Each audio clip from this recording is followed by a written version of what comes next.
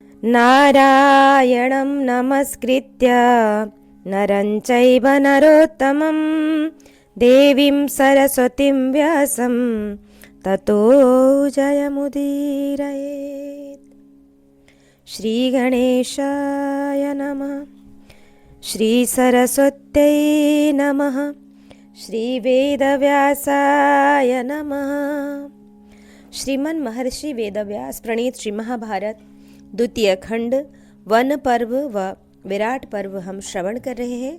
आज हम श्रवण करेंगे 210वां अध्याय, जहाँ विषय सेवन से हानि, सत्संग से लाभ और ब्राह्मी विद्या का वर्णन। यह 10+200तमोध्याय कि मार्कंडेय जी कहते हैं, एवं उक्तस्तु विप्रेण धर्म व्याधो युधिष्ठिर प्रत्युवाच तथा विप्रम तच्छृणुष्व नराधिप।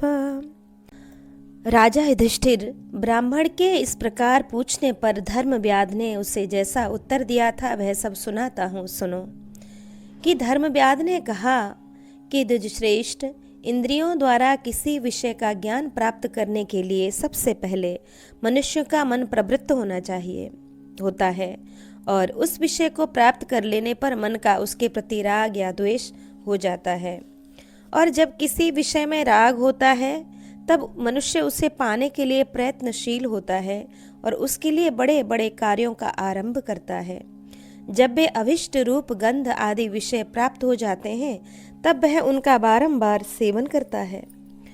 उनके सेवन से विषयों के प्रति उत्कट राग प्रकट होता है, फिर उसकी प्रतिकूलता में द्वेष होता है। द्वेष के अनंतर अभिष्ट वस्तु के प्रति लोभ का प्रादुर्भाव होता है। तत्पश्चात बुद्धि पर मोह छा जाता है। इस प्रकार लोभ से आक्रांत और राग द्वेष से पीड़ित मनुष्य की बुद्धि धर्म में नहीं लगती। यदि वह धर्म करता भी है तो कोई बहाना लेकर। जो किसी बहाने से धर्माचरण करता है वह वास्तव में धर्म की आड़ लेकर धन चाहता है। द्विजश्रेष्ठ, जब धर्म के बहाने से धन की प्राप्ति होने लगती है तब उसकी बुद्धि उसी में रम जाती है और उसके मन में पाप की इच्छा जाग उठती है। विप्रवर, जब उसे हितैषी मित्र तथा विद्वान पुरुष ऐसा करने से रोकते हैं तब वह उसके समर्थन में अशास्त्रीय उत्तर देते हुए भी उसे वेद प्रतिपादित कर बताता है। राग रूपी दोष के कारण उसके द्वारा 3 प्रकार के अधर्म होने लगते हैं। वह मन से पाप का चिंतन करता है, वाणी से पाप ही बोलता है और क्रिया द्वारा भी पाप का ही आचरण करता है। इस प्रकार अधर्म में लग जाने पर उसके सभी अच्छे गुण नष्ट हो जाते हैं। वह अपने ही जैसे स्वभाव वाले पाप परायण मनुष्य से मित्रता स्थापित कर लेता है। उस पाप से उस लोक में तो दुख होता ही है, परलोक में भी उसे बड़ी विपत्ति भोगनी पड़ती है। इस प्रकार मनुष्य पापात्मा हो जाता है। अब धर्म की प्राप्ति कैसे होती है उसको मुझसे सुनो। जो दुख और सुख के विवेचन में कुशल है वह अपनी बुद्धि इन विषय संबंधी दोषों को पहले ही समझ लेता है, अतः उनसे दूर हटकर श्रेष्ठ पुरुषों का संग करता है और उस श्रेष्ठ संग से उसकी बुद्धि धर्म में लग जाती है। और कि ब्राह्मण बोला, धर्मव्याध, तुम धर्म के विषय में बड़ी मधुर और प्रिय बातें कर रहे हो। इन बातों को बताने वाला दूसरा कोई नहीं है। मुझे तो ऐसा जान पड़ता है कि तुम कोई दिव्य प्रभाव से संपन्न महान ऋषि ही हो। तब धर्मव्याध ने कहा, ब्राह्मण, महाभाग ब्राह्मण और पितर ये सदा प्रथम भोजन के अधिकारी पाए गए हैं, अतः बुद्धिमान पुरुष को इस लोक में सब प्रकार से उनका प्रिय करना चाहिए। विप्रवर, उन ब्राह्मणों को नमस्कार करके उनके लिए जो प्रिय वस्तु है उसका वर्णन करता हूँ, तुम मुझसे ब्राह्मी विद्या श्रवण करो। 5 महाभूतों से बना हुआ यह संपूर्ण चराचर जगत सब प्रकार से अजेय ब्रह्म स्वरूप है। ब्रह्म से उत्कृष्ट दूसरी कोई वस्तु नहीं है। आकाश, वायु, अग्नि, जल तथा पृथ्वी ये 5 महाभूत हैं तथा शब्द, स्पर्श, रूप, रस और गंध ये क्रमशः उनके विशेष गुण हैं। उन शब्द आदि गुणों के भी अनेक गुण भेद हैं, क्योंकि इन गुणों का परस्पर संक्रमण भी देखा जाता है। पहले पहले के सभी गुण क्रमशः बाद वाले 3 गुणवान भूतों अग्नि, जल और पृथ्वी इनमें उपलब्ध होते हैं, अर्थात अग्नि में शब्द, स्पर्श और रूप, जल में शब्द, स्पर्श, रूप और रस तथा पृथ्वी में शब्द, स्पर्श, रूप, रस और गंध ये पाए जाते हैं। इन 5 भूतों के अतिरिक्त छठा तत्व है चित्त, इसी को मन कहते हैं। 7वां तत्व बुद्धि है और उसके बाद 8वां अहंकार है। इनके सिवा 5 ज्ञानेंद्रियां, प्राण और सत्व, रज, तम, इन 17 तत्वों का समूह अव्यक्त कहलाता है। 5 ज्ञानेंद्रियों तथा मन और बुद्धि के जो व्यक्त और अव्यक्त विषय हैं, जो बुद्धि रूपी गुहा में छिपे रहते हैं, उन्हें सम्मिलित करने से 24 तत्व होते हैं। इन तत्वों का समुदाय ही व्यक्त और अव्यक्त रूप गुण है। यह सब का सब ब्रह्म स्वरूप है। ब्राह्मण, इस प्रकार ये सब बातें मैंने तुम्हें बताई, अब और क्या सुनना चाहते हो? मार्कंडेय जी कहते हैं, एवमुक्त स विप्रस्तु धर्म व्याधे न भारत कथाम कथयद भूयो मनसा प्रीतिवर्धनिम। भरत नंदन, धर्म व्याध के इस प्रकार उपदेश देने पर कौशिक ब्राह्मण ने पुनः मन की प्रसन्नता को बढ़ाने वाली वार्ता प्रारंभ की। ब्राह्मण बोला, धर्मात्माओं में श्रेष्ठ व्याध जो 5 महाभूत कहे जाते हैं, उन 5 में से प्रत्येक के गुणों का मुझसे भलीभांति वर्णन करो। व्याध ने कहा कि ब्राह्मण, पृथ्वी, जल, अग्नि, वायु और आकाश, इस सब पूर्व पूर्व वाले तत्व अपने से उत्तर उत्तर वालों के गुणों से युक्त हैं। मैं इनके गुणों का वर्णन करता हूँ। विप्रवर, पृथ्वी में 5 गुण हैं, जल 4 गुणों से युक्त है, तेज में 3 गुण हैं, वायु में 2 और आकाश में 1 गुण है। शब्द, स्पर्श, रूप, रस और गंध ये भूमि के 5 गुण हैं। इस प्रकार भूमि अन्य सब भूतों की अपेक्षा अधिक गुणवती है। द्विजश्रेष्ठ शब्द, स्पर्श, रूप और रस ये 4 जल के गुण हैं। उत्तम व्रत का पालन करने वाले ब्राह्मण, इनका वर्णन पहले भी आपसे किया गया है। शब्द, स्पर्श तथा रूप ये तेज के 3 गुण हैं। शब्द और स्पर्श ये 2 गुण वायु के हैं तथा आकाश में 1 ही गुण है, शब्द। ब्राह्मण, इस प्रकार 5 भूतों में ये 15 गुण बताए गए हैं। इन्हीं में संपूर्ण लोक प्रतिष्ठित है। विप्रवर, ये 5 भूत एक दूसरे के बिना नहीं रह सकते, परस्पर मिलकर ही भलीभांति प्रकाशित होते हैं। जिस समय व्यक्त और अव्यक्त 5 भूत विषम भाव को प्राप्त होते हैं, उस समय यह जीव काल की प्रेरणा से अपने संकल्पानुसार दूसरे शरीर को प्राप्त हो जाता है। ये 5 भूत मृत्यु काल के प्रतिलोम क्रम से विलीन हो जाते हैं और उत्पत्ति काल में अनुलोम क्रम से उत्पन्न होते हैं। विभिन्न शरीरों में जितने रक्त आदि धातु दिखाई देते हैं, ये वे सब 5 भूतों के ही परिणाम हैं, जिनसे यह समस्त चराचर जगत व्याप्त है। बाह्य इंद्रियों से जिस जिस का संसर्ग होता है, वह व्यक्त माना गया है, परंतु जो विषय इंद्रिय ग्राह्य नहीं है, केवल अनुमान से जाना जाता है, उसे अव्यक्त समझना चाहिए। अपने अपने विषयों का अतिक्रमण न करके इन शब्द आदि विषयों को ग्रहण कर लेने वाली इन इंद्रियों को जब आत्मा अपने वश में करता है, तब मानो वह तपस्या करता है। वह संपूर्ण लोकों में अपने को व्यक्त और अपने में संपूर्ण लोकों को स्थित देखता है। इस प्रकार जो निर्गुण ब्रह्म को जानने वाला समर्थ ज्ञानी पुरुष है, वह संपूर्ण भूतों को आत्म रूप से देखता है। सब अवस्थाओं में सदा समस्त भूतों को आत्मा रूप से देखने वाले उस ब्राह्मण स्वरूप ज्ञानी का कभी भी अशुभ कर्मों से संपर्क होना संभव नहीं है। उस पूर्वोक्त अज्ञान जनित क्लेश से जो पार हो गया है, उस महापुरुष का प्रभाव उसके द्वारा की जाने वाली लौकिक चेष्टाओं से ज्ञान मार्ग के द्वारा जाना जा सकता है। बुद्धिमान भगवान ब्रह्मा ने अपने निश्वास भूत वेदों के द्वारा मुक्त जीव को आदि अंत से रहित स्वयंभू अविकारी अनुपम तथा निराकार बताया है। विप्रवर, आप मुझसे जो कुछ पूछते हैं उसके उत्तर में मैं यह बता रहा हूँ कि इस सब का मूल तप है। इंद्रियों का संयम करने से ही वह तपस्या संपन्न होता है और किसी प्रकार से नहीं हो सकता। स्वर्ग और नरक आदि जो कुछ भी है वह सब इंद्रियां ही हैं, अर्थात इंद्रियां ही उनकी कारण हैं। वश में की हुई इंद्रियां स्वर्ग की प्राप्ति कराने वाली हैं और जिन्हें विषयों की ओर खुला छोड़ दिया गया है वे इंद्रियां नरक में डालने वाली हैं। योग का संपूर्ण रूप से अनुष्ठान यही है कि मन सहित समस्त इंद्रियों को काबू में रखा जाए। यही सारी तपस्या का मूल है और इंद्रियों को वश में न रखना ही नरक का हेतु है। इंद्रियों के संसर्ग से ही मनुष्य निसंदेह दुर्गुण, दुराचार आदि दोषों को प्राप्त होते हैं। इन्हीं इंद्रियों को अच्छी तरह वश में कर लेने पर इन्हें सर्वथा सिद्धि प्राप्त हो सकती है। जो अपने शरीर में ही सदा विद्यमान रहने वाले मन सहित छहों इंद्रियों पर अधिकार पा लेता है वह जितेंद्रिय पुरुष पापों में नहीं लगता। फिर पाप जनित अनर्थों से तो उसका संयोग ही कैसे हो सकता है। पुरुष का यह प्रत्यक्ष देखने में आने वाला स्थूल शरीर रथ है, आत्मा बुद्धि सारथी है और इंद्रियों को अश्व बताया गया है।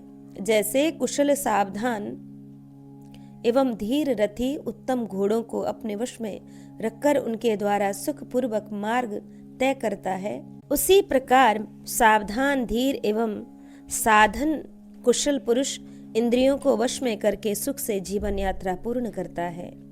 जो धीर पुरुष अपने शरीर में नित्य विद्यमान छह प्रमथनशील इंद्रिय रूपी अश्वों की बागडोर संभालता है वही उत्तम सारथी हो सकता है।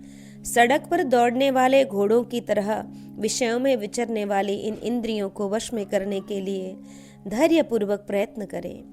धैर्यपूर्वक उद्योग करने वाले को उन पर अवश्य विजय प्राप्त होती है। सड़क पर दौड़ने वाले घोड़ों की तरह विषयों में विचरने वाली इन इंद्रियों को वश में करने के लिए धैर्यपूर्वक प्रयत्न करें।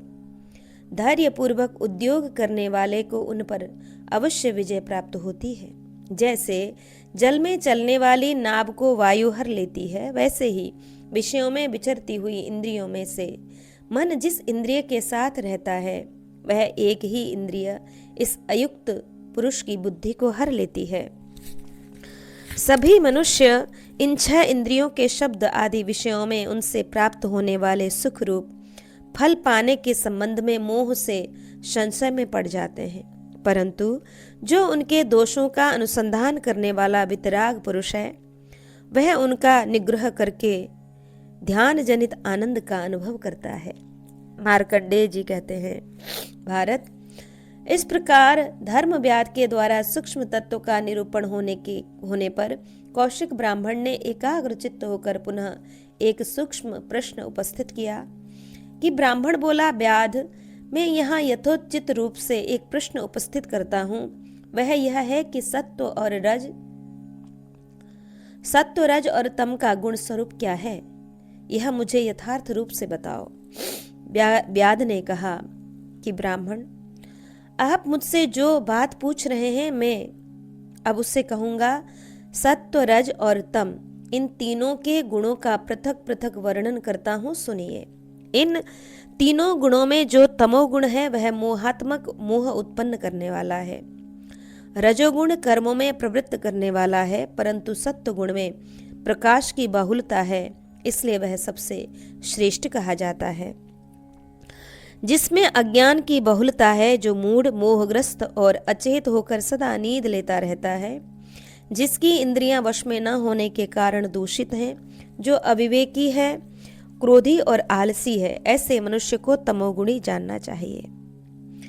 ब्रह्मर्षि जो प्रवृत्ति मार्ग की ही बातें करने वाला, सलाह देने में कुशल और दूसरों के गुणों में दोष न देखने वाला है, जो सदा कुछ न कुछ करने की इच्छा रखता है, जिसमें कठोरता और अभिमान की अधिकता है, वह मनुष्य पर रोब जमाने वाला पुरुष रजोगुणी कहा गया है, जिसमें प्रकाश ज्ञान की बहुलता है, जो धीर और नए नए कार्य आरंभ करने की उत्सुकता से रहित है, जिनमें दूसरों के दोष देखने की प्रवृत्ति का अभाव है, जो क्रोध शून्य, बुद्धिमान और जितेंद्रिय है, वह मनुष्य सात्विक माना जाता है।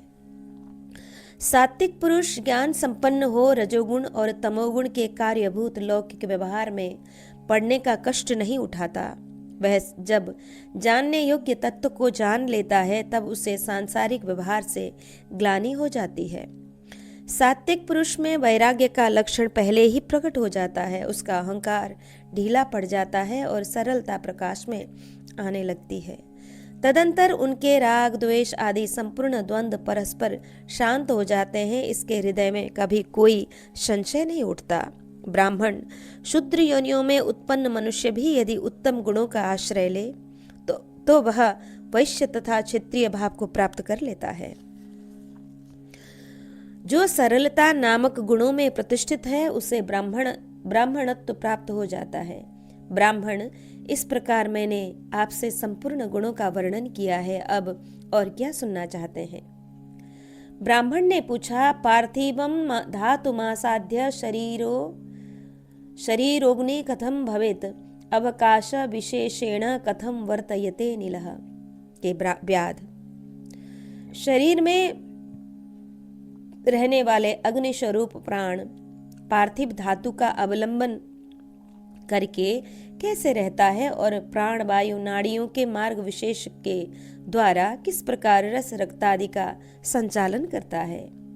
मार्कंडेय जी कहते हैं, युधिष्ठिर, ब्राह्मण के द्वारा उपस्थित किए गए इस प्रश्न को सुनकर धर्मव्याध ने उन महामना ब्राह्मण से इस प्रकार कहा कि मूर्धानामाश्रितो बन्ही शरीरम परिपालयन प्राणो मूर्धनिचाग्नौ च वर्तमानो विचेष्टते। कि धर्मव्याध बोला, ब्राह्मण प्राणी के शरीर को सुरक्षित रखता हुआ अग्नि स्वरूप उदान वायु मस्तक का आश्रय लेकर शरीर में रहता है एवं मुख्य प्राण मस्तक और उदान वायु इन दोनों में स्थित हुआ समस्त शरीर में जीवन का संचार करता है। भूत वर्तमान और भविष्य सब कुछ प्राण के ही आश्रित हैं। वह प्राण ही समस्त भूतों में श्रेष्ठ है कि अतः परब्रह्म से उत्पन्न होने वाले प्राण की हम सब उपासना करते हैं। वह प्राण ही जीव है, वही समस्त प्राणियों का आत्मा है, वही सनातन पुरुष है। महतत्व बुद्धि और अहंकार तथा पांचों भूतों के कार्य रूप इंद्रियां और उनके विषय सब कुछ वही है। क्योंकि इस शरीर में सबकी स्थिति उसी के आश्रित है और भविष्य में मिलने वाले शरीर में जाना आना भी इसी के आश्रित रहकर होता है, इसलिए यह प्राण की स्तुति की गई है। द्विजश्रेष्ठ प्राण ही अव्यक्त सत्व जीव काल प्रकृति और पुरुष है। वही जागृत अवस्था में जागता है, वही स्वप्न काल में स्वप्न जगत का निर्माण करके स्वप्न अवस्था की सारी चेष्टाएं करता है। वही जागृत काल में बल का आधान करता है और चेष्टाशील मनुष्य प्राणियों में चेष्टा उत्पन्न करता है। विप्रवर, उस प्राण का निरोध हो जाने पर ही प्रत्येक जीव मरा हुआ कहलाता है। भूतात्मा प्राण एक शरीर को छोड़कर फिर दूसरे शरीर में प्रविष्ट हो जाता है। इस प्रकार इस जगत में सर्वत्र प्राण की स्थिति है। प्राण के द्वारा ही सबका पालन पोषण होता है। पीछे वही प्राण जब समान वायु भाव को प्राप्त होता है तब अपनी अपनी पृथक गति का आश्रय लेता है। समान वायु के रूप में जठराग्नि का आश्रय ले वह प्राण जब मूत्राशय और गुदा में स्थित होता है, उस समय मल और मूत्र का भार वहन करने के कारण वह अपान वायु के नाम से विख्यात हो संचरण करता है।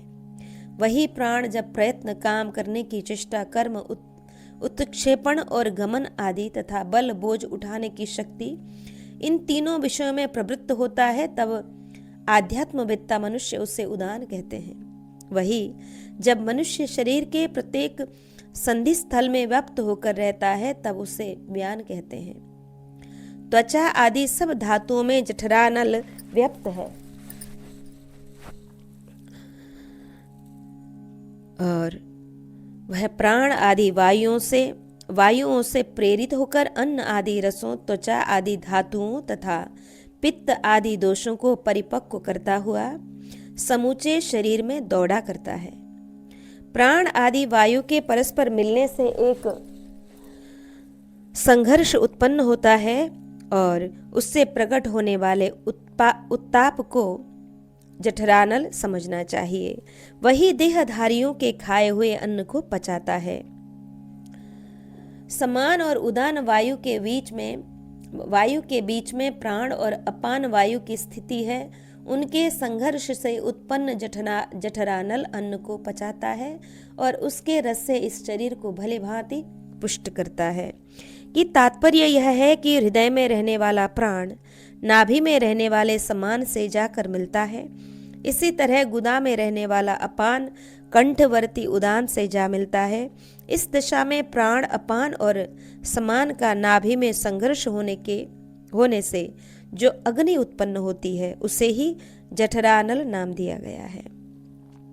वही इस शरीर में अन्न को पचाकर उसके रस से शरीर को पुष्ट करता है। इस जठरानल का स्थान नाभि से लेकर पायु तक है। इसी को गुदा कहते हैं। उस गुदा से देहधारियों के समस्त प्राणियों में श्रोत्र नाड़ी मार्ग प्रकट होता है। गुदा से प्राण अग्नि के वेग को लेकर गुदांत में टकराता है। फिर वहां से ऊपर को उठकर वह जठराग्नि को भी ऊपर उठाता है। नाभि के नीचे पक्वाशय पके हुए भोजन का स्थान है और ऊपर आमाशय कच्चे भोजन का स्थान है। शरीर में स्थित समस्त प्राण नाभि में ही प्रतिष्ठित हैं। वही उनका केंद्र स्थान है। नाड़ियां हृदय से नीचे, ऊपर और इधर उधर फैली हुई हैं। वे 10 प्राणवायु से प्रेरित हो शरीर के सब भागों में अन्न के रसों को पहुंचाती रहती है। जिन्होंने समस्त क्लेशों को जीत लिया है, जो समदर्शी और धीर हैं, जिन्होंने सुषुम्ना नाड़ी के द्वारा अपने प्राणमय आत्मा को मस्तकवर्ती सहस्त्रारस चक्र में ले जाकर स्थापित किया है, उन योगियों के लिए यह मस्तक से लेकर पायु तक का सुषुम्नामय मार्ग है, जिससे वे उस परब्रह्म परमात्मा को प्राप्त होते हैं। इस प्रकार समस्त जीवात्माओं के शरीर में ये प्राण वायु और अपान वायु व्याप्त हैं। ब्राह्मण, वे प्राण और अपान जठरानल के साथ रहते हैं। प्राण को आत्मा में स्थित जानिए। आत्मा एकादश इंद्रिय रूप विकारों से युक्त षोडश की प्राण, श्रद्धा, आकाश, वायु, अग्नि, जल, पृथ्वी, इंद्रिय, मन, अन्न, वीर्य, तप, मंत्र, कर्म, लोक तथा नाम, ये 16 कलाएं हैं। षोडश कलाओं के समूह से संपन्न शरीर को धारण करने वाला तथा नित्य है। उनके योग बल से मन बुद्धि को अपने अधीन कर रखा है। इस प्रकार आत्मा के संबंध में आपको जानना चाहिए। जैसे बटलोई में आग रखी गई हो, उसी प्रकार पूर्वोक्त कला समूह रूप शरीर में प्रकाश स्वरूप आत्मा सदा विद्यमान रहती है। आप उसे जानिए। वह नित्य तथा योग शक्ति से मन बुद्धि को अपने अधीन करने वाला है। जैसे कमल के पत्ते पर पड़ी हुई जल की बूंद निर्लिप्त होती है, उसी प्रकार ये आत्मदेव कलात्मक शरीर में असंग भाव से स्थित है। वे ही क्षेत्रज्ञ हैं, आप उन्हें जानिए। वे योग से अपने मन और बुद्धि पर अधिकार प्राप्त करने वाले तथा नित्य हैं। ब्राह्मण, आप यह जान लें कि सत्व गुण प्रकाश, रजोगुण प्रवृत्ति और तमोगुण मोह ये जीवात्मक हैं, अर्थात जीवात्मा के अंतःकरण के विकार हैं। जीव आत्मा का गुण सेवक है और आत्मा परमात्मा स्वरूप है। भाव यह कि परमात्मा को ही यहाँ आत्मा कहा गया है। शरीर तत्व के ज्ञाता महात्मा पुरुष जड़ शरीर आदि को जीव का भोग्य बताते हैं। वह जीव शरीर के भीतर रहकर स्वयं चेष्टाशील होता है तथा शरीर और इंद्रिय आदि सबको चेष्टाओं में लगाता है। जिन्होंने सातों भुवनों का निर्माण किया है, उन परमात्मा को ज्ञानी पुरुष जीवात्मा से उत्कृष्ट बताते हैं। इस प्रकार संपूर्ण भूतों के आत्मा परमेश्वर समस्त प्राणियों के भीतर प्रकाशित हो रहे हैं। ज्ञानी महात्मा अपने श्रेष्ठ एवं सूक्ष्म बुद्धि के द्वारा उन्हें देख पाते हैं।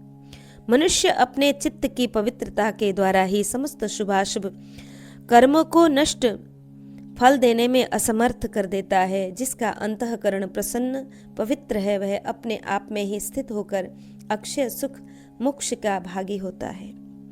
जैसे भोजन आदि से तृप्त हुआ मनुष्य सुख से सोता है, और वैसे वायु रहित स्थान में चतुर मनुष्य के द्वारा जलाया हुआ दीप निश्चल भाव से प्रकाशित होता है, ऐसे ही लक्षण चित्त की पवित्रता का भी है। मनुष्य को चाहिए कि वह हल्का भोजन करे और अंतःकरण को शुद्ध रखे। रात के पहले और पिछले पहर में सदा अपना मन परमात्मा के चिंतन में लगावे।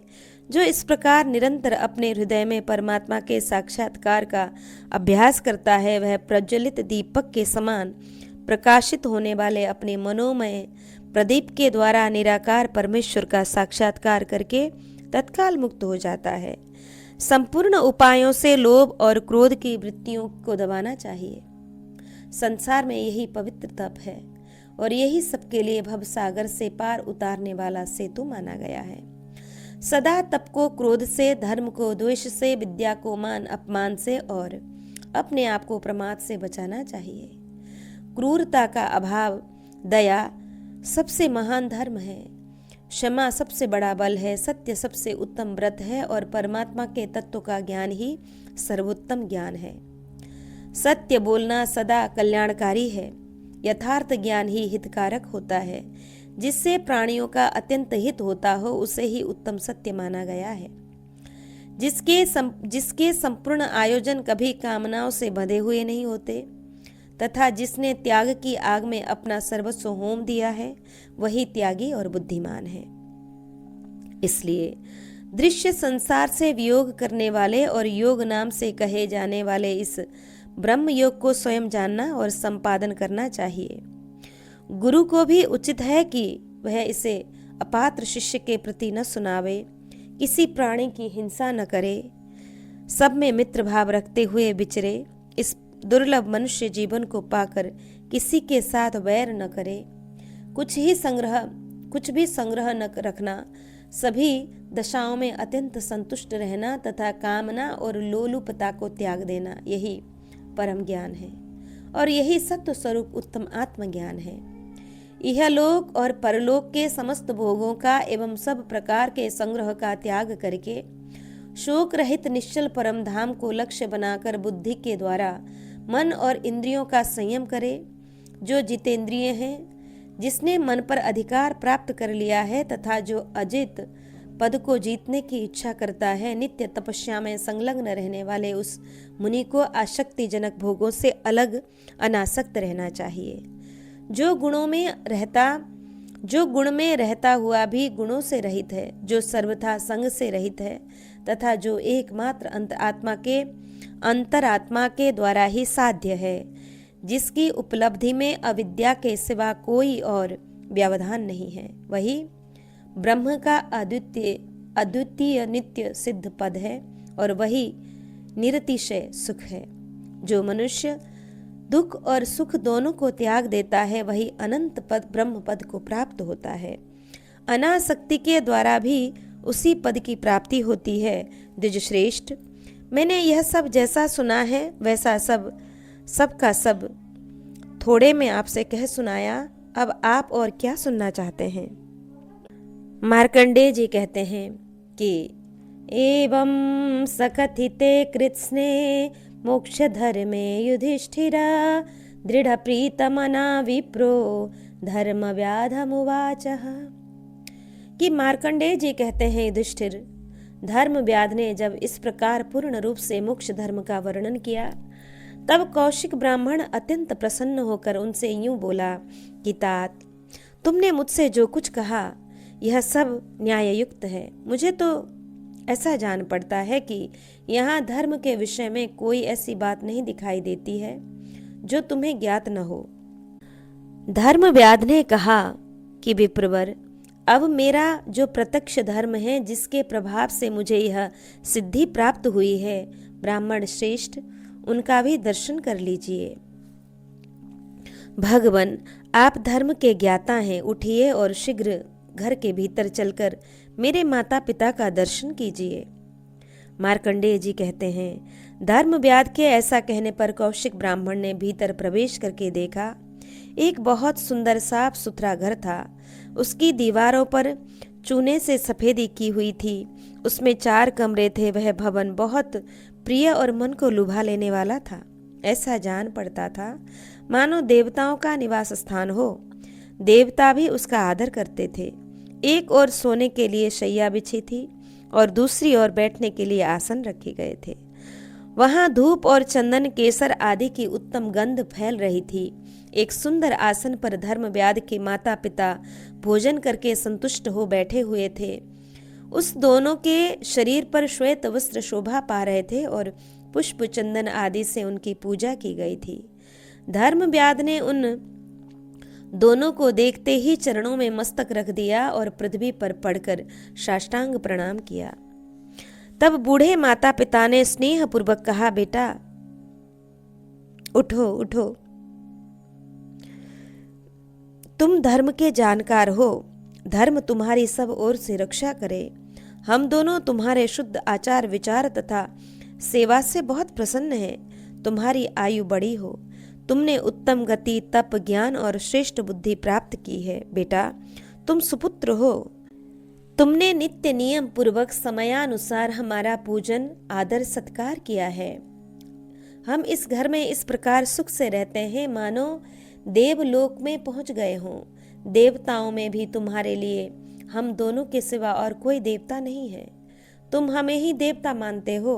अपने मन को पवित्र एवं संयम में रखने के कारण तुम द्विजोत्तम शमदम से संपन्न हो। वत्स, मेरे पिता के पितामह और प्रपितामह आदि सभी तुम्हारे इंद्रिय संयम से सदा प्रसन्न रहते हैं।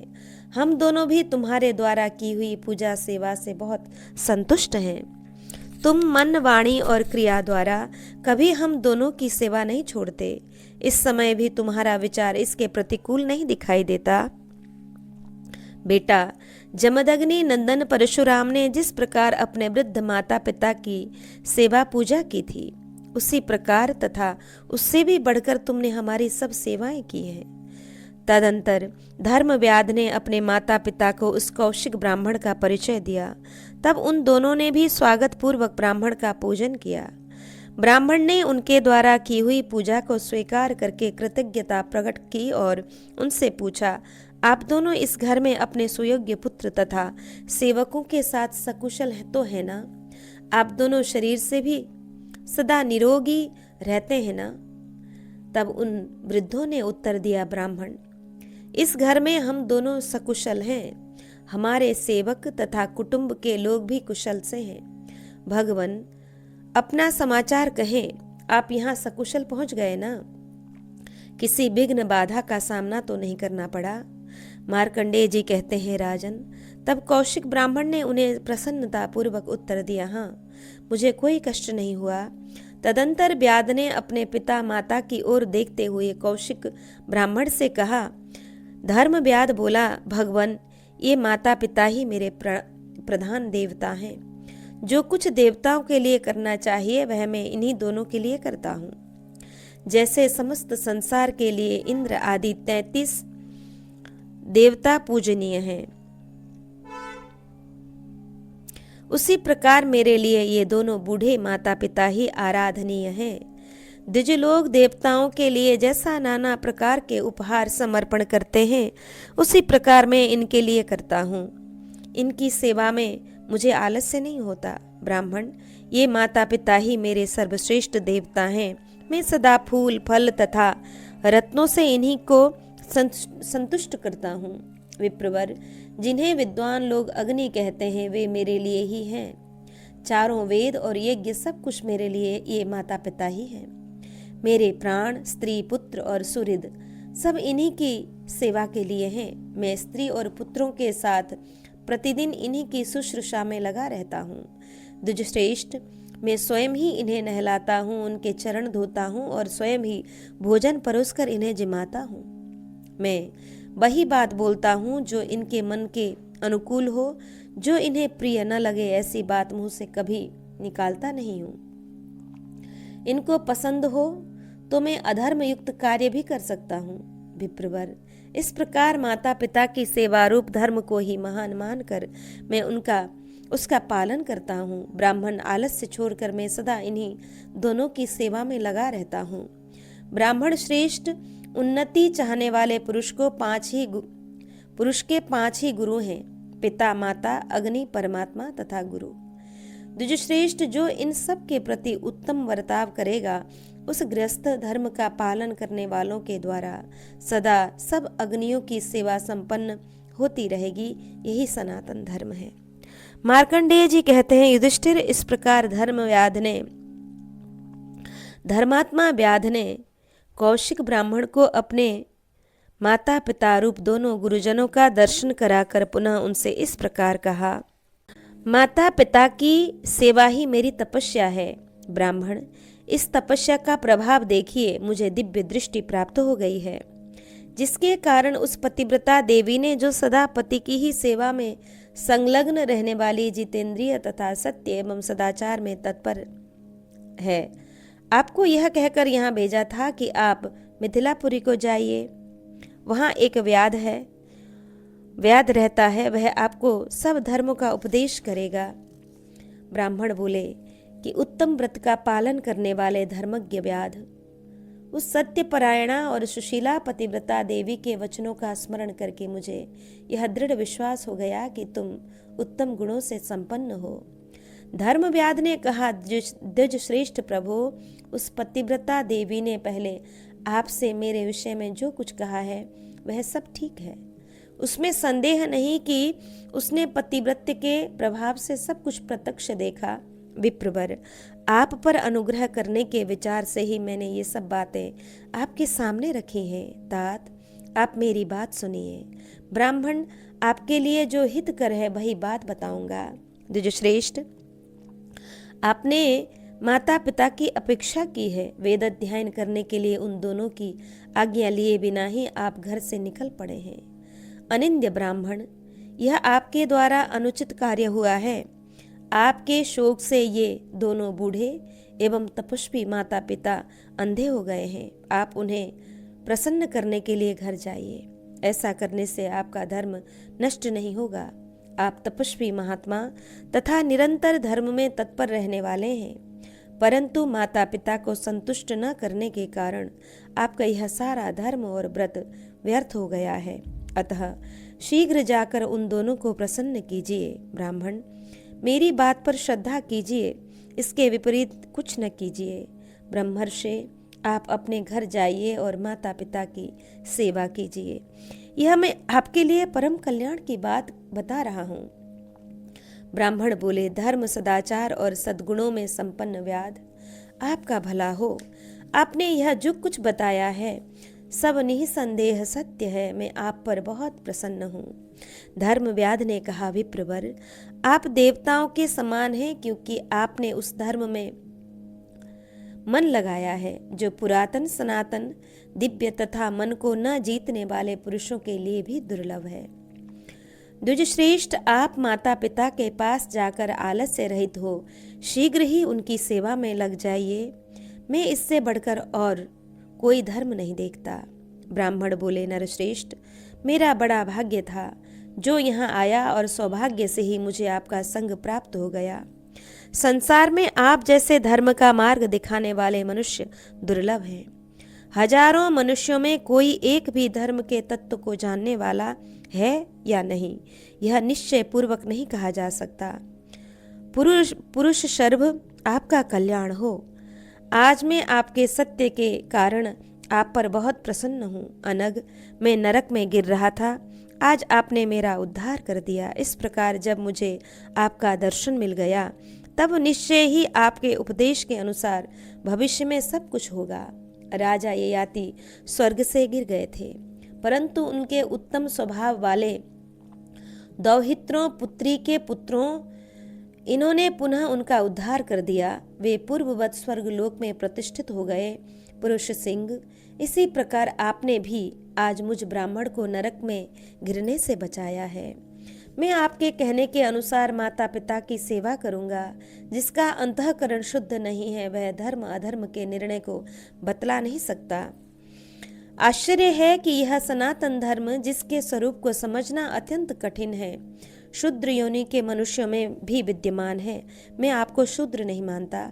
आपका जो शूद्र योनि में जन्म हो गया है, इसका कोई विशेष कारण होना चाहिए। महामते, जिस विशेष कर्म के कारण आपको यह शूद्र योनि प्राप्त हुई है, उससे मैं यथार्थ रूप से जानना चाहता हूँ। आप सत्य और पवित्र अंतःकरण वाले, अंतःकरण के विश्वास के अनुसार स्वेच्छा पूर्वक मुझे सब कुछ बताइए। तब धर्मव्याध ने कहा, विप्रवर, मुझे ब्राह्मणों का अपराध कभी नहीं करना चाहिए। अनग, मेरे पूर्व जन्म के शरीर द्वारा जो घटना घटित हुई है वह सब बताता हूँ, सुनिए। मैं पूर्व जन्म में एक श्रेष्ठ ब्राह्मण का पुत्र था और वेदाध्ययन परायण ब्राह्मण था। वेदांगों का पारंगत विद्वान माना जाता था। मैं विद्या अध्ययन में अत्यंत कुशल था। ब्राह्मण, अपने ही दोषों के कारण मुझे इस दुर्वस्था में आना पड़ा है। पूर्व जन्म में जब मैं ब्राह्मण था, एक धनुर्वेद परायण राजा के साथ मेरी मित्रता हो गई थी। उनके संसर्ग से मैं धनुर्वेद की शिक्षा लेने लगा और धनुष चलाने की कला में मैंने श्रेष्ठ योग्यता प्राप्त कर ली। ब्राह्मण, इसी समय राजा अपने मंत्रियों तथा प्रधान योद्धाओं के साथ शिकार खेलने के लिए निकले। उन्होंने एक ऋषि के आश्रम के निकट बहुत से हिंसक पशुओं का वध किया। द्विजश्रेष्ठ, तदंतर मैंने भी एक भयानक बाण छोड़ा। उसकी गांठ कुछ झुकी हुई थी। उस बाण से एक ऋषि मारे गए। ब्राह्मण, बाण लगते ही वे मुनि पृथ्वी पर गिर पड़े और अपने आर्तनाद से उस वन्य प्रदेश को गुंजाते हुए बोले, आह, मैं तो किसी का कोई अपराध नहीं किया था, नहीं करता हूँ, फिर किसने यह पाप कर्म कर डाला? प्रभु, मैंने उसे हिंसक पशु समझकर बाण मारा था, अतः सहसा उसके पास आ पहुंचा। वहां जाकर देखा कि झुकी हुई गांठ वाले उस बाण से एक ऋषि घायल होकर धरती पर गिर पड़े हैं। यह न करने योग्य पाप कर डालने के कारण मेरे मन में उस समय बड़ी पीड़ा हुई। ये उग्र तपस्वी ब्राह्मण उस समय धरती पर पड़े पड़े कराह रहे थे। मैंने साहस करके उन मुनीश्वर से कहा, भगवान, अनजाने में मेरे द्वारा यह अपराध बन गया है, अतः आप यह सब क्षमा कर दे। मेरी बात सुनकर ऋषि क्रोध से व्याकुल हो गए और उत्तर देते हुए बोले, निर्दयी ब्राह्मण, तू शूद्र योनियों में जन्म लेकर व्याध होगा। धर्म व्याध कहता है, विप्रवर, इस प्रकार ऋषि ने मुझे शाप दे दिया। तब मैंने कहा, भगवान, मेरी रक्षा कीजिए, मुझे उबारिए। मुने, मैंने अनजाने में यह आज अनुचित काम कर डाला है।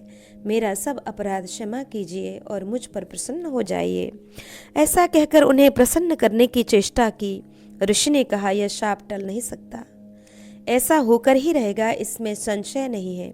परंतु मेरा स्वभाव क्रूर नहीं है, इसलिए मैं तुझ पर आज कुछ अनुग्रह करता हूँ। तू शूद्र योनि में रहकर धर्मज्ञ होगा और माता पिता की सेवा करेगा, इसमें तनिक भी संदेह नहीं है। इसके लिए स्थान नहीं है, संदेह का स्थान नहीं है। उस सेवा से तुझे रिद्धि सिद्धि और महत्ता प्राप्त होगी।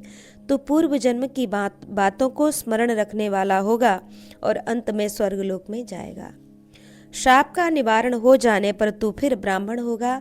इस प्रकार उस उग्र तेजस्वी महर्षि ने पूर्व काल में मुझे शाप दिया था। नरश्रेष्ठ, फिर उन्होंने ही मेरे ऊपर अनुग्रह किया। द्विजश्रेष्ठ, तदंतर मैंने उनके शरीर से बाण निकाला और उन्हें उनके आश्रम पर पहुंचा दिया, परंतु उनके प्राण नहीं गए। विप्रवर, पूर्व जन्म में मेरे ऊपर जो कुछ बीता था वह सब मैंने आपसे कह सुनाया। अब इस जीवन के पश्चात मुझे स्वर्गलोक में जाना है। ब्राह्मण बोला, महामते, मनुष्य इसी प्रकार सुख और दुख पाते रहते हैं, इसके लिए आपको चिंता नहीं करनी चाहिए। जिसके फलस्वरूप आपको अपने पूर्व जन्म की बातों का ज्ञान बना हुआ है। वह पिता माता की सेवारूप कर्म दूसरों के लिए दुष्कर है, किंतु आपने उसे संपन्न कर लिया है। आप लोक वृत्तांत का तत्व जानते हैं और सदा धर्म में तत्पर रहते हैं। विद्वान, आपको जो यह कर्म दोष दूषित कर्म प्राप्त हुआ है, वह आपके पूर्व जन्म के कर्म का फल है, इस जन्म के नहीं। अतः कुछ काल तक और इसी रूप में रहे, फिर आप ब्राह्मण हो जाएंगे। मैं तो अभी आपको ब्राह्मण मानता हूँ, आपके ब्राह्मण होने में संदेह नहीं है। जो ब्राह्मण होकर भी पतन के गर्त में गिरने वाले पाप कर्मों में फंसा हुआ है और प्रायः दुष्कर्म परायण तथा पाखंडी है, वह शूद्र के समान है। इसके विपरीत जो शूद्र होकर भी शम दम सत्य तथा धर्म का पालन करने के लिए सदा उद्यत रहता है, उसे मैं ब्राह्मण ही मानता हूँ। क्योंकि मनुष्य सदाचार से ही द्विज होता है, कर्म दोष से ही मनुष्य विषम एवं भयंकर दुर्गति में पड़ जाता है। परंतु नरश्रेष्ठ, मैं तो समझता हूँ कि आपके सारे कर्म दोष सर्वथा नष्ट हो गए हैं। अतः आपको अपने विषय में किसी प्रकार की चिंता नहीं करनी चाहिए। आपके जैसे ज्ञानी पुरुष को लोक वृत्तांत के अनुवर्तन का रहस्य जानने वाले तथा नित्य धर्म परायण हैं, कभी विषादग्रस्त नहीं होते हैं। धर्मव्याध ने कहा, ज्ञानी पुरुष शारीरिक कष्ट का औषध सेवन द्वारा नाश करे और विवेकशील बुद्धि द्वारा मानसिक दुख को नष्ट करे, यही ज्ञान की शक्ति है। बुद्धिमान मनुष्य को बालक के समान शोक या विलाप नहीं करना चाहिए। मंद बुद्धि मनुष्य ही अप्रिय वस्तु के संयोग से प्रिय वस्तु के वियोग में मानसिक दुख से दुखी और सुखी होते हैं। सभी प्राणी तीनों गुणों के कार्यभूत विभिन्न वस्तु आदि से जिस प्रकार संयुक्त होते हैं, वैसे ही वियुक्त भी होते रहते हैं। सभी प्राणी तीनों गुणों के कार्यभूत विभिन्न वस्तु आदि से जिस प्रकार संयुक्त होते हैं, वैसे ही वियुक्त भी होते रहते हैं। अतः किसी एक का संयोग और किसी एक का वियोग वास्तव में शोक का कारण नहीं है। यदि किसी कार्य में अनिष्ट का संयोग दिखाई देता है, तो मनुष्य शीघ्र ही उससे निवृत्ति हो जाती है, और यदि आरंभ होने से पहले ही उस अनिष्ट का पता लग जाता है, तो लोग उसे प्रतिकार का उपाय करने लगते हैं। केवल शोक करने से कुछ नहीं होता, संताप मात्र ही हाथ लगता है। और जो ज्ञान तृप्त मनुष्य मानव सुख और दुख दोनों का परित्याग कर देते हैं, वे ही सुखी होते हैं। मूढ़ मनुष्य असंतोषी होते हैं और ज्ञानवानों को संतोष प्राप्त होता है। असंतोष का अंत नहीं है, अतः संतोष ही परम सुख है। जिन्होंने ज्ञान मार्ग को पार करके परमात्मा का साक्षात्कार कर लिया है, वे कभी शोक में नहीं पड़ते हैं। मन को विषाद की ओर न जाने दें। विषाद उग्र विष है, वह क्रोध में भरे हुए सर्प की भांति विवेकहीन अज्ञानी मनुष्य को मार डालता है। पराक्रम अवसर का उपस्थित होने पर जिससे विषाद घेर लेता है, उस तेजोहीन पुरुष का कोई पुरुषार्थ सिद्ध नहीं होता। किए जाने वाले कर्म का फल अवश्य दृष्टिगोचर होता है, केवल खिन्न होकर बैठे रहने से कोई अच्छा परिणाम हाथ नहीं लगता। अतः दुख से छूटने के उपाय को अवश्य देखें। शोक और विषाद में न पड़कर आवश्यक कार्य आरंभ कर दें। इस प्रकार प्रयत्न करने से मनुष्य निश्चय ही दुख से छूट जाता है और फिर किसी संकट या व्यसन में नहीं फंसता। संसार के सभी पदार्थ अनित्य हैं, ऐसा सोचकर जो बुद्धि से पार होकर परब्रह्म परमात्मा को प्राप्त हो गए हैं, वे ज्ञानी महापुरुष परमात्मा का साक्षात्कार करते हुए कभी शोक में नहीं पड़ते। विद्वान, मैं अंतकाल की प्रतीक्षा करता हूँ, अतः कभी शोक मग्न नहीं होता। सत्पुरुषों में श्रेष्ठ ब्राह्मण उपर्युक्त विचारों का मनन करते रहने से मुझे कभी दुख या अनुत्साह नहीं होता। ब्राह्मण बोला, धर्मव्याध, आप ज्ञानी और बुद्धिमान हैं, आपकी बुद्धि विशाल है, आप धर्म के तत्व को जानते हैं और ज्ञानानंद से तृप्त रहते हैं, अतः मैं आपके लिए शोक नहीं करता। अब मैं जाने के लिए आपकी अनुमति चाहता हूँ। आपका कल्याण हो और धर्म सदा आपकी रक्षा करे। धर्मात्माओं में श्रेष्ठ व्याध, आप धर्माचरण में कभी प्रमाद न करें। मार्कंडेय जी कहते हैं, युधिष्ठिर, कौशिक ब्राह्मण की बात सुनकर धर्म व्याध ने हाथ जोड़कर कहा, बहुत अच्छा, अब आप अपने घर को पधारें। तदंतर विप्रवर कौशिक धर्म व्याध की परिक्रमा करके वहां से चल दिया। घर जाकर उस ब्राह्मण ने अपने माता पिता की सब प्रकार से सेवा शुश्रूषा की और उन बूढ़े माता पिता ने प्रसन्न होकर उसकी यथा योग्य प्रशंसा की। धर्मात्माओं में श्रेष्ठ तात युधिष्ठिर, तुमने जो प्रश्न किया था उसके अनुरूप मैंने ये सब बातें कह सुनाई। साधु श्रेष्ठ पतिव्रता का महात्म्य और धर्म व्याध के द्वारा ब्राह्मण से कही हुई माता पिता की सेवा आदि की बातें बता दी। युधिष्ठिर बोले, ब्राह्मण, आपने धर्म के विषय में यह अत्यंत अद्भुत और उत्तम उपाख्यान सुनाया है। मुनिवर, आप समस्त धर्मज्ञों में श्रेष्ठ हैं। विद्वान, यह कथा सुनने में इतनी सुखद थी कि मेरा बहुत सा समय भी 2 घड़ी के समान बीत गया। भगवान, आपके मुख से यह धर्म की उत्तम कथा सुनते सुनते मुझे तृप्ति ही नहीं हो रही है।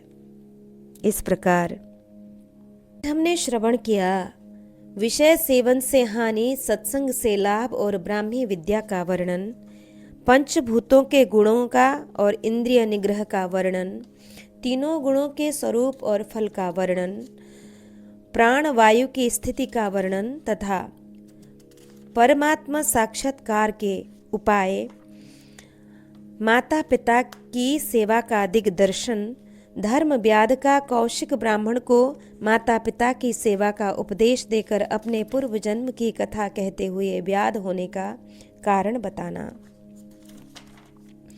कौशिक धर्म व्याध संवाद का उपसंहार तथा कौशिक का अपने घर को प्रस्थान करना। इस प्रकार हमने श्रवण किया धर्म व्याध और ब्राह्मण का सुचरित्र।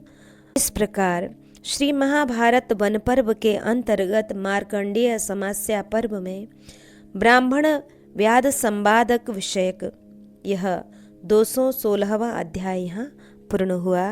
आज के प्रसंग को, आज के पारायण को श्री ठाकुर जी के चरण कमल में अर्पित करके यहाँ विश्राम लें। जय जय श्री राधे श्याम।